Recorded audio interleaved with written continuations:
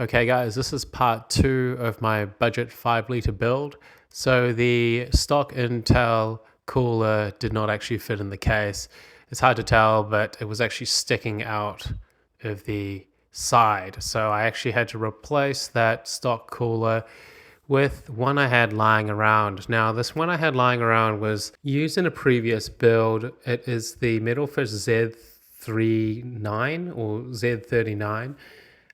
It's a sub 40 millimeter or 4 centimeter cooler, low profile cooler. Now, the concern with this cooler is that it can only handle something like 75 watts or something, and the i7 4790, I believe, goes up to 85 watts. So we might have to do some kind of undervolt or something with the i7. We'll just see how the i7 goes with this Z39 cooler. Now, I was surprised when I took the cooler off. There was actually a lot of paste on there. So I thought I didn't actually need to add any more paste on and or like wipe any of it off because it was like fully covering the CPU. But I got a little bit of paste and just added it to the corner of the CPU where I thought maybe it could do with a little bit more.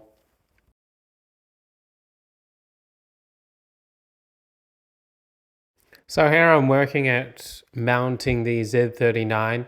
Now the good thing is that this case has got a wide opening at the rear, so I didn't actually have to take the motherboard out. I could install the cooler without removing the motherboard.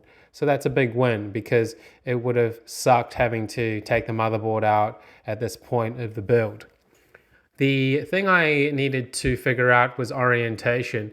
Now this fan is designed to blow air out of the side of the case. So I've got a 92 millimeter fan at the bottom there, as you can probably see, and it's pointing towards the side of the case. So it's going to be pushing that hot air out the side in a perfect world. Now, the orientation, I wanted the fins to be facing the top and bottom. So the fins needed to be parallel to the top and bottom of the case, and that's the most ideal cooling situation with mini ITX builds. You want the fins to be able to just dissipate the heat up the top of the case and not through the sides. There is a slight performance improvement, but I haven't tested it before. It's just what people say. So that's why you can see me trying to orientate it that way. So you can see the the fins are pointing towards the top of the case. And once I get that 80 millimeter fan in there, that will just exhaust the air outside the top of the case. When you're dealing with sub 5 liter cases, you have to maximize the areas where you could get hot air out of the case. So if I could make it easier, then I will. And this is the cooler mounted. It actually looks pretty cool. Kind of weird how there's no fan at the top, but hopefully this will actually work with this CPU. So the next step was to install the graphics card. Now this is the Intel Arc A380 graphics card. Now, when I purchased the graphics card, I thought it was going to be pretty vanilla.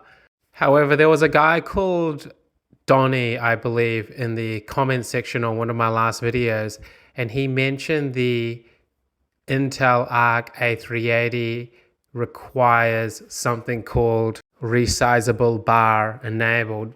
Unfortunately, Resizable bar is only on newer gen motherboards and CPUs, I think down to the Ryzen 3 series and Intel like 8th gen or 10th gen from my understanding. And unfortunately, with the i7 4790, it looks like I won't be able to enable that feature. So that's a bugger. But there is a way to manipulate the BIOS to run that feature. So I have the guide, and if all goes well with this build, I am going to be enabling that feature through this sort of hack that you can do on the BIOS. So stay tuned for that.